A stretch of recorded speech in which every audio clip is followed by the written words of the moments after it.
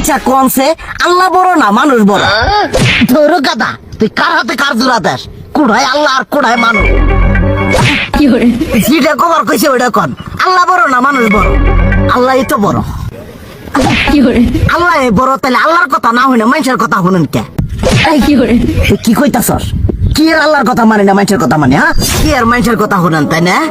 আমনে যে ওই দিনকে ডায়াবেটিসের রোগ নিয়ে যে হাসপাতালে গেলেন, ডাক্তার আপনার কত কিছু খাবার না করলো, সব কিছু না খাই এখন চলতেছেন, তাহলে আল্লাহ যে আপনারে কইছে যে হারাম খাবার না, সুদ খাবার না, কই আপনি তো কাম কাজ বাদ দিয়ে এলাকার মধ্যে টাকা পয়সা না গায়ে খালি ওইলে দিয়েই খান, নিজেরা টিয়াও হালাল ভাবে কামাই করেন না, ওই সুদ তো না কটা টিয়া করে লাভ আহে ওইলে দিয়ে দিয়ে চলেন আর পেটটা বড় বানাইছেন।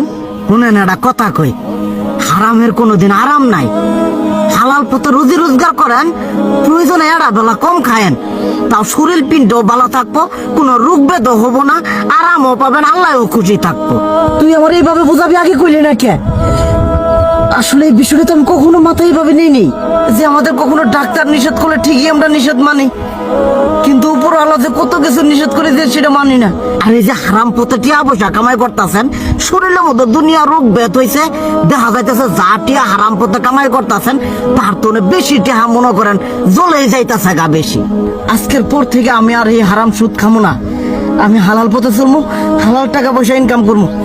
এতে করে যদি একবেলা কমও খাইতে হয় তবুও খামো, তবু আমি আর এই হারাম পথে চলবো না। আচ্ছা ঠিক আছে।